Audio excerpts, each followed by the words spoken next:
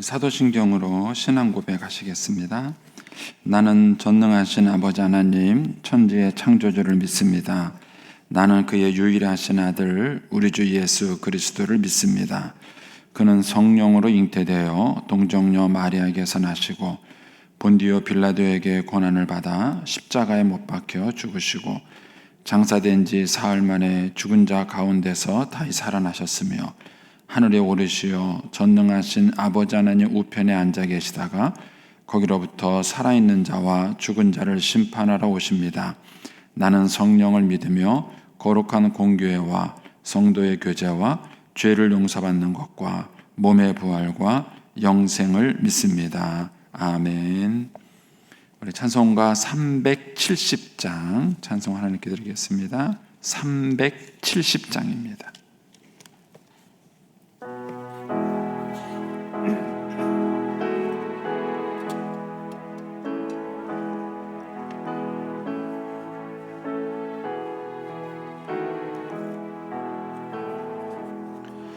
주 안에 있는 나에게 딴 근심이 있으랴. 십자가 밑에 나가 내 짐을 풀었네. 주님을 찬송하면서 할렐루야 할렐루야. 내 앞길 멀고 매도 나 주님만 따라가리. 그 두려움이 변하여 내 기도 되었고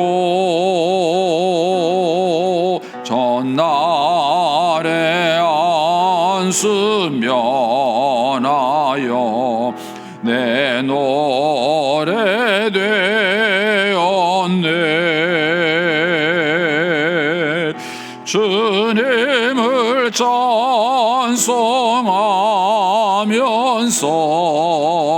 할렐루야 할렐루야. 내 앞길 멀고 매도 나 주님만 따라가리. 내 주는 자비하셔서 늘 함께 계시고 내 궁핍 담을 하시고 늘 채워주시네.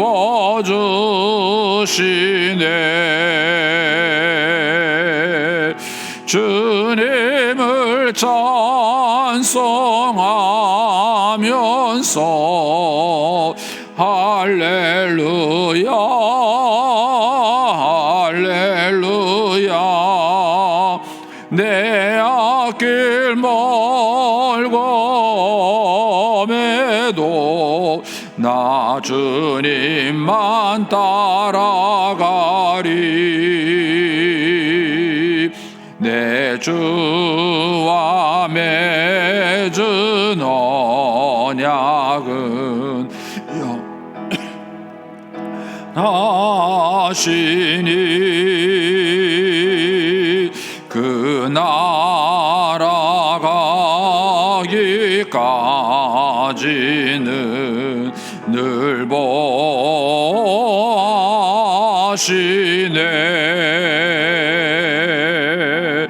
주님을 찬송하면서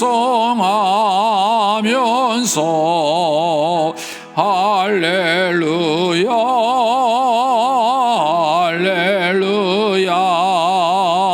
내 앞길 멀고 나 주님만 따라가리.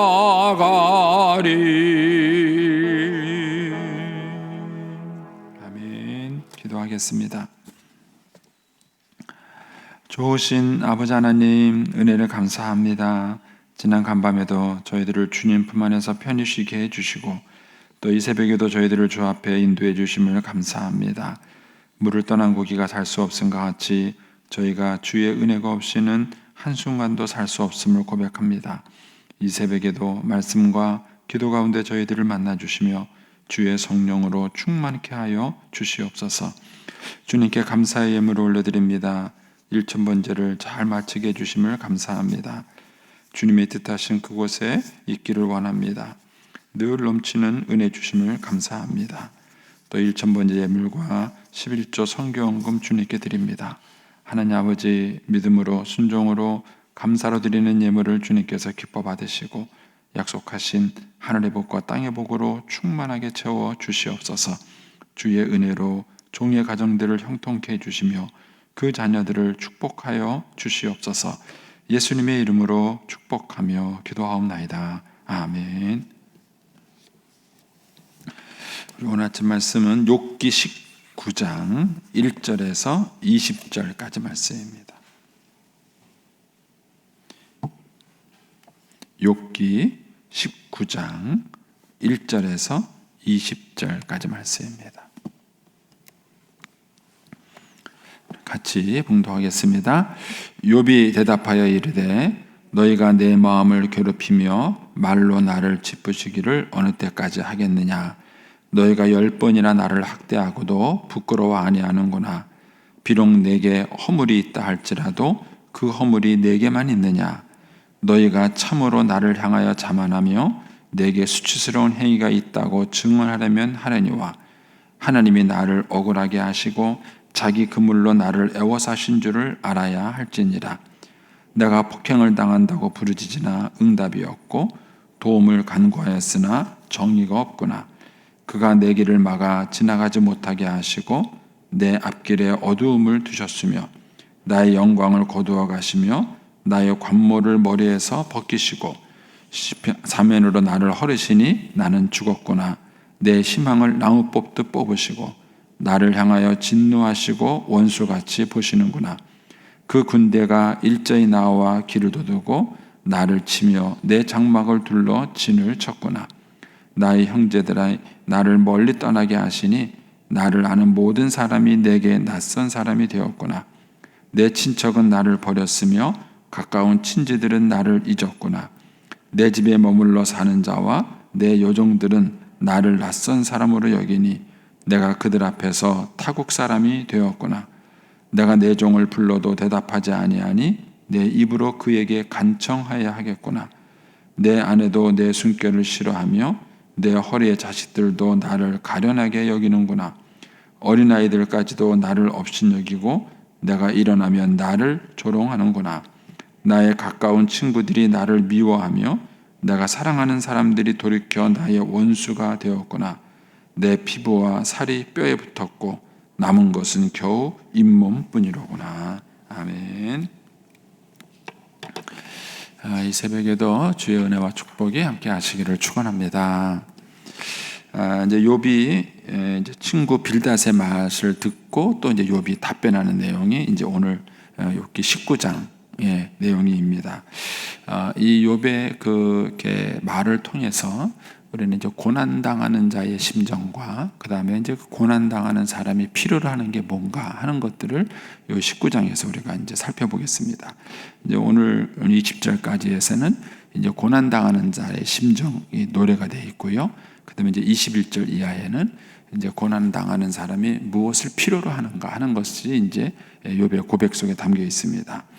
먼저 오늘 본문 이제 1절부터 6절까지는 이제 빌닷에 대한 빌닷이 욥에게 말한 것에 대한 이제 욥의 소감이에요. 욥의 느낌이 1절부터 6절까지고요. 이제 7절부터 20절까지는 이제 지금 욥이 겪고 있는 어려움, 고통에 대한 이제 하소연이 이제 7절부터 20절까지입니다. 거기 이제 2절에 가시면 이제 욥이 이렇게 말하죠. 너희가 내 마음을 괴롭히며 말로 나를 짓부시기를 어느 때까지 하겠느냐. 그러니까 빌닷은 욥을 위로하러 왔어요. 욥을 위로하러 와서 욥을 위로한다고 말을 했는데, 그것이 욥은 어떻게 받아들였냐면은 자기 마음을 괴롭힘 당하고 있다. 내 마음을 괴롭힘 당하고 있다. 심지어는 뭐라고 말합니까? 말로 나를 짓부수고 있다. 말로 나를 짓부수고 있다. 이 두 가지 표현이 상당히 중요한데, 우리가 이제 사람들을 위로한다고 말했을 때 자칫 잘못하면은 위로하는 게 아니라 어려움을 줄 수 있어요. 그래서 위로자들은 항상 그런 생각을 해야 돼요. 내가 지금 이렇게 하는 것이 상대방에게 정말 위로가 되고 있는가를 한번 자기를 돌아봐야 합니다. 그런데 보통은 이제 위로하러 가게 되면은 위로하러 가는 사람은 항상 자기가 맞다고 생각해요. 또 자기가 잘하고 있다고 생각을 합니다. 그런데 의외로 이제 그 위로를 받은 사람은 괴롭힘을 당하고 있다. 이렇게 말해요. 욥은 자기가 괴롭힘을 당하고, 심지어는 말로 나를 짓부순다 그랬습니다. 여러분, 이 말이 가지고 있는 그 힘이 굉장히 커요. 그래서 하나님이 천지를 창조하실 때도 말로 창조하셨고요. 인간을 하나님의 형상대로 지을 때 인간이 하나님을 닮은 것 중에 하나가 뭐냐면 언어가 있다는 거예요.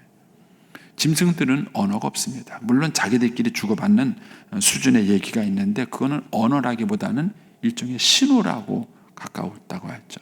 그러니까 풍부하게 자기의 생각을 표현하고 말할 수 있는, 이 말을 할 수 있는, 하나님처럼 말할 수 있는 존재가 인간이에요. 그래서 인간이 말을 할 수 있다는 것은 하나님과 같은 능력을 가졌다는 거예요. 굉장히 큰 능력을 하나님이 이 인간에게 줬는데 말처럼 가볍게 생각하는 게 없습니다. 그래서 여러분들이 자녀들을 키울 때 말을 훈련시키시나요? 말. 그래도 옛날 어른들은 이렇게 말을 할 때 존댓말을 가르쳐주고 이렇게 하면서 그래도 좀 언어를 훈련시켰어요. 근데 요즘 젊은 부모님들을 제가 옆에서 이렇게 지켜보면은 말을 가르쳐주는 것 같지가 않아요. 말은 혼자 말. 그런데 인간이 살아가면서 어떤 말을 하느냐는 것이 대단히 중요해요. 저는 이제 개인적으로 제가 이제 중학교 때 예수 믿고 고등학교 때 은혜를 받았는데, 그때 이제 은혜를 받았 저에게 은혜를 끼쳤던 목사님이 여러 분 계셨는데 그 중에 한 분이 조영기 목사님이세요. 근데 그 제가 조영기 목사님께 배운 큰 은혜 중에 하나가 뭐냐면 긍정적인 언어를 배우는 거예요. 조영기 목사님들이 하시는 말이 긍정적이고 적극적이고 창조적인 언어를 하라고 이제 그 매일 이제 그런 얘기를 하시는데, 그것이 저한테 그 당시에 굉장한 힘이 됐어요. 그래서 언어를 말할 때 긍정적인 언어를 쓰자, 창조적인 언어를 쓰자, 그 다음에 적극적인 언어를 쓰자, 이런 거예요. 근데 이제 물론 이게 이제 뭐 성경 얘기냐 뭐 이런 이제 약간 논란이 있긴 하지만, 어쨌든 이 말을 그렇게 훈련시키는 것이 굉장히 중요해요. 그러니까 여러분들은 여러분들의 자녀들을 말을 할 때 어떻게 말해요? 똑같은 말을 해도 부정적으로 표현할 수 있어요. 똑같은 말을 하는데 긍정적으로 표현할 수 있습니다. 또 무슨 말을 하면 늘 파괴적인 말을 하는 사람이 있어요. 저희 어머님이 그러셨어요. 저희 어머님은 뭐 저한테 뭐라 그러는 게 아닌데도 어머님하고 한참 얘기하다 보면 기분이 나빠요. 왜냐하면 그 말 가운데 긍정적이고 창조적인 언어가 없어요. 늘 파괴적이고 비판적이고 그런 얘기만 하셔요. 그러니까는 인간의 언어라는 것이 훈련되지 않으면 굉장히 그 말이 파괴적일 수 있습니다. 그래서 우리가 자녀들에게 신앙을 교육시킬 때 언어를 교육시키는 것이 중요해요. 또 우리가 사람의 신앙의 성숙을 평가한다고 말했을 때 언어의 변화예요. 우리가 이제 아이들도요, 철이 없을 때는요, 그 말 자체가 철이 없어요. 엄마가 해주는 게 뭐가 있는데 왜 이것밖에 안 해주는데 막 그러면서 말 자체가 철이 없어요. 상대방에 대한 배려가 없죠. 근데 아이가 철이 들이면 어때요? 말이 달라져요. 엄마 감사해요. 이거 해도 너무 고마워요. 그 말 자체가 달라지는 거예요. 그래서 신앙의 성숙은 말에 있습니다. 저는 우리 한국교회의 문제가 이거라고 생각해요. 우리 권사님들이 교회에 참 봉사 잘하고 일 잘하세요. 그런데 사고도 많이 치세요. 근데 그게 뭐냐면 말이에요, 말. 말. 교회에서 말로 사고 치시는 분들은 다 권사님이세요. 왜 그러냐면은 집사들은 자격이 없어 말도 못해. 권사님들이 교회 일도 많이 하시고 봉사도 많이 하시니까 당당하신 거예요. 그러니까는 말로 사고 치는 것도 얼마나 많은지 몰라요. 목회하면서 식당에서 싸웠다는 얘기 수도 없이 들어요. 식당에서 뭐 일하다가 싸웠다는 얘기, 뭐 그래 상처받았다는 얘기, 바자회 하다가 싸웠다는 얘기, 예, 그런 얘기 많이 들어요. 또 상처받고 교회 떠나는 얘기. 예, 그러니까 이런 것들이 이 말이 성숙하지 않았다는 뜻이에요. 이 얘기는 한국 교회의 그 신앙의 수준이 낮다는 뜻이에요. 예, 교회가 부흥해서 숫자는 늘었는지 모르겠지만 영적 수준이 낮다는 것이에요. 그러니까 영적으로 성숙했다는 얘기는 말이 달라져야 돼요. 말. 지금은 이제 이 욥은 친구들이 뭐라냐면 네가 말로 나를 짓부수고 있다. 그런 생각을 안 하겠죠. 욥을 뭐 뺨을 때렸겠습니까? 발로 걷어찼겠습니까? 예. 그러니까는 그런 육체적인 폭력은 없었다 할지라도 언어 폭력이 있는 거예요. 이 언어 폭력. 이것 때문에 욥이 힘들어하는데 친구들은 그거를 모르는 것입니다. 욥이 지금 그걸 하소연하죠. 그러면서 3절에 가서 이렇게 말하죠. 너희가 10번이나 나를 학대하고도, 요 앞에까지 친구들의 말을 쉬어보면 10번이 안 돼요. 10번이 안 되는데도 욥이 10번이나 나를 학대하고도 이렇게 말한 얘기는 그만큼 많이 했다는 뜻이에요. 많이 했다. 나를 학대했다. 나를 부끄럽게 만들었다. 이렇게 얘기를 하는 것입니다. 그러면서 4절에 비록 내게 허물이 있다 할지라도 그 허물이 내게만 있느냐. 그러니까 욥의 말도 이제 좀 공격적으로 바뀝니다. 이전까지는 그런 얘기가 없었는데 여기서 말 그러는 거예요. 그럼 나만 잘못했냐? 너희들이 말하는 그 죄를 나한테 쭉 지적하는데 그 나만 그러냐? 그럼 너는 잘하고 있느냐? 이제 욥이 이제 이렇게 얘기를 하는 것이죠. 그러니까는 친구들이 와서 욥에게 심판자로 서 있는 거예요. 심판자로. 내일 묵상하게 될 말씀이지만 21절에 한번 가보세요. 21절에 가면은 욥이 친구들에게 원하는 게 있어요. 거기 하소연하듯이 말해요. 나의 친구야, 너희는 나를 뭐해다오? 불쌍히 여겨다오. 욥은 뭐 다른 거는 고사하고 그냥 자기를 불쌍하게만 여겨줘도 좋겠어요. 근데 친구들은 심판자가 된 거예요. 와가지고 불쌍히 여기게 너 뭐 잘못했다. 네가 잘못한 거 회개하면 너 지금 하나님이 너를 달라줄 것이다. 이런 식으로 자꾸 공박을 하는 거예요. 그러니까 욥이 너무 가슴이 아프고 힘드니까 나를 좀 불쌍하게 좀 봐달라. 나를 좀 불쌍히 여겨달라. 이렇게 말을 하는 거예요. 근데 지금 욥의 친구들이 그렇게 못하고 있는 것이죠. 그러면서 이제 욥이 6절에 이렇게 말합니다. 하나님이 나를 억울하게 하시고 자기 그물로 나를 애워싸신 줄 알아야 한다. 이게 욥이 지금 갖고 있는 어려움이에요.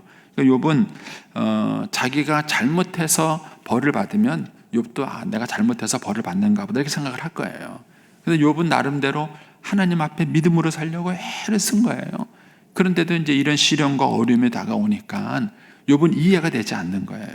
그리고 그것을 가리켜서 하나님이 나를 억울하게 한다. 이렇게 지금 욥이 생각하고 있는 거예요. 이런 이제 욥의 생각이 욥을 더 많이 힘들게 하는 것이죠. 이제 그러면서 이제 7절 이하에 이제 욥이 자기 심정을 쭉 토로합니다. 물론 이제 이 심정은 욥의 감정이지 정답을 말하는 게 아니에요. 그러니까 고난 당하는 사람이 얘기하는 거는 그냥 그의 감정일 뿐이지 옳고 그르냐로 보시면 안 돼요. 근데 욥이 지금 여기서 이제 7절 이하에 자기가 이제 고난 당하는 자기의 심정을 쭉 얘기를 합니다. 보면 7절에 내가 폭행을 당한다고 부르짖으나 응답이 없고 도움을 간구하였으나 정의가 없구나. 그러니까는 어려움 당하는 사람의 특징 중에 하나는 뭐냐면 도움이 없고 탈출구가 없다고 느끼는 거예요. 이게 심해지면 자살하게 되는 거예요. 왜냐하면 더 이상 갈 데가 없다고 생각하는 것이죠. 욥은 자기가 폭행당한다고 막 부르짖는데 그거 누가 와서 얘기해 주거나 중재해 줄 사람이 없다는 거죠. 8절에 그가 내 길을 막아 지나가지 못하게 하시고 내 앞길에 어두움을 두셨습니까? 하나님이 자기 길을 그렇게 막았다고 생각하는 거죠. 9절에 나의 영광을 거두어 가시며 나의 관모를 머리에서 벗기셨다. 이렇게 말해요. 물론 이제 욥의 고통스러운 얘기지만 요거를 역으로 우리가 묵상을 해보면은 이게 인생이에요. 그러면 인간의 영광, 인간의 관모, 여기는 이제 관모, 그 다음에 영광 이렇게 표현되어 있는데, 소위 말하는 인간의 자존심은요, 하나님이 지켜주시는 거예요. 저희 어머님이 자존심이 되게 세셨어요. 저하고 이제 한창이실 때 한번 갈등이 있었거든요. 그러니까는요, 제가 사준 옷, 제가 사준 신발 다 벗어놓고 가셨어요. 자, 얼마 셌는지, 자식 입장에서 얼마나 속상해요. 탁, 너 필요 없다 이거죠. 탁, 그러고는. 그러고는 이제 밖에 나가서 우리 이모님들한테 저놈이 나를 버렸다고. 그래가지고 제가 우리 이모님들한테 죽을 놈이 돼가지고 몇 동안 고생했어요. 근데 그렇게 자존심 세세요. 그런데 본인이 아프니까 아무것도 아니에요. 본인이 자기 아까운도 못하는데 자존심이 어디 있어요? 그러니까 힘드신 거예요. 그 자존심 세신 양반이 이제는 고개 숙이고 자식한테 올래니까 그게 어려운 거예요. 그래가지고 끝까지 버티시는 거예요. 어머니는 어디까지 버티시려고 그러냐고. 마지막에 다치셨어요. 그래가지고 이제 저희 어머님이 제일 편하게 생각하는 게 손녀예요. 손녀. 제 자존심 안 상하는 게 손녀예요. 그래서 이제 그 덕분에 이제 저희 큰 딸이 고생을 좀 했는데, 저희 어머니 병원에 이제 이렇게 입원하고 계실 때였는데, 이제 링겔도 막 줄이 매달려 있잖아요.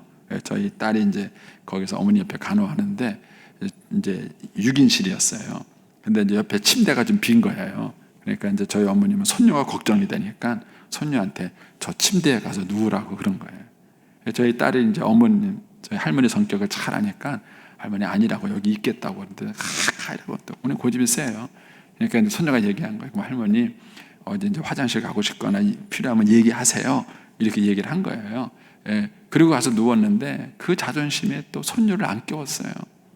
그러다가 침대 위에서 떨어졌다는 거 아닙니까? 그래가지고 다리가 또 부러지셨어요. 그래갖고 뭐 일을 더 크게 만드셨는데, 근데 그때 저희 어머니를 보면서 느끼는 게 그거예요.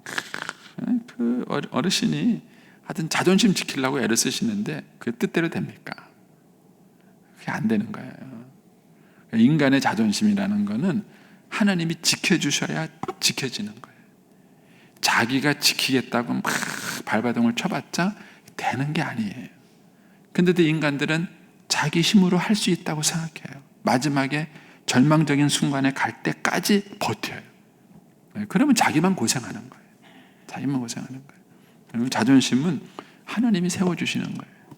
그러니까 기도하셔야 돼요. 하나님께 하나님, 내가 정말 하나님 앞에 잘 자존감을 가지고 살아갈 수 있도록 나에게 은혜를 달라고 하나님께 기도하셔야 돼요. 이제 욥이 이제 철저하게 그걸 느끼는 거예요. 하나님이 다 걷어가시니까 자기는 정말 아무것도 안 한 거예요. 내 영광도 걷어가시고 내 관모를 머리에 벗기시고 이렇게 표현하죠. 그 다음에 10절에 가면은 사면으로 나를 헐으시고 나는 죽었구나. 내 희망을 나무 뽑듯 뽑으시고 나를 향하여 진노하시고 원수같이 보시는구나. 이게 지금 욥의 심정이에요. 욥이 당하고 있는 그런 어려움이죠.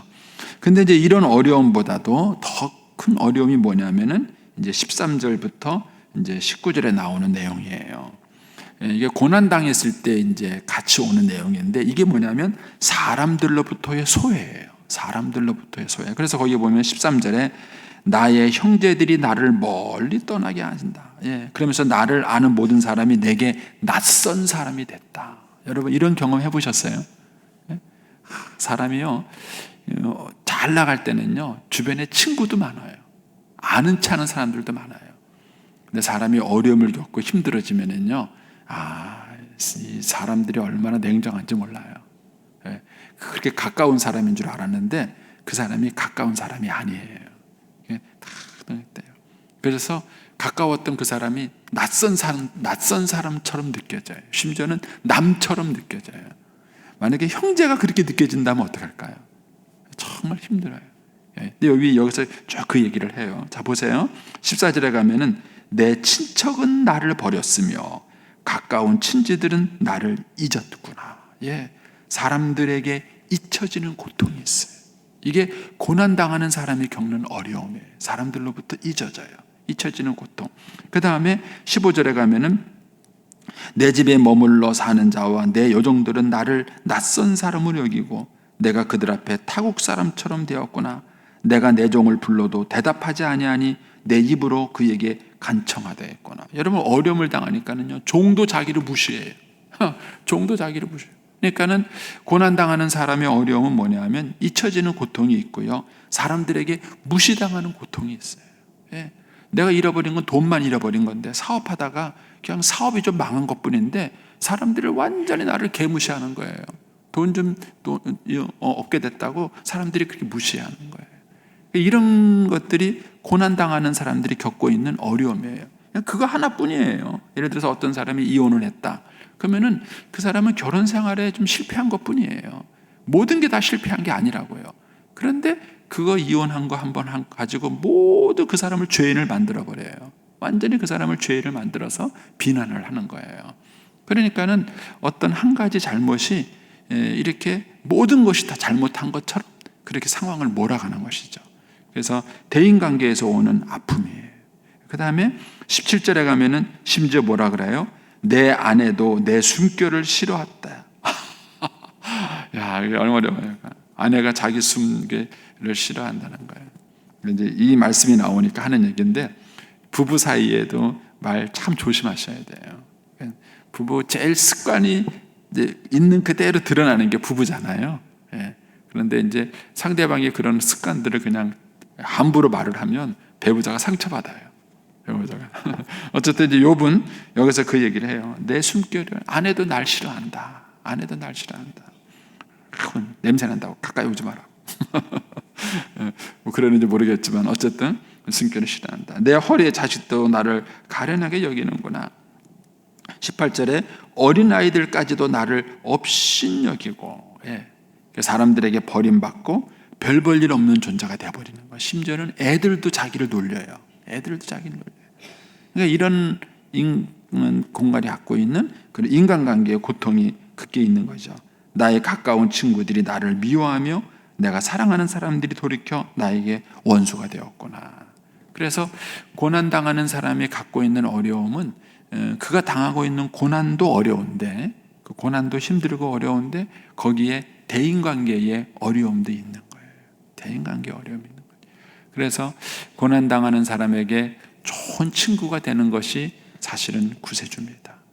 우리가 이제 복음을 전할 때에 뭐 이제 직접적으로 나가서 복음을 전하는 것도 중요하지만은 고난당하는 사람의 친구가 됨으로써도 우리가 복음을 전할 수 있습니다. 내일 아침에 또 우리가 다른 이제 욥의 말씀을 또 계속 묵상을 하겠지만, 지금 욥이 겪고 있는 이 아픔, 이 고통, 이것은 고난당하는 사람들의 심정을 잘 대변하고 있습니다.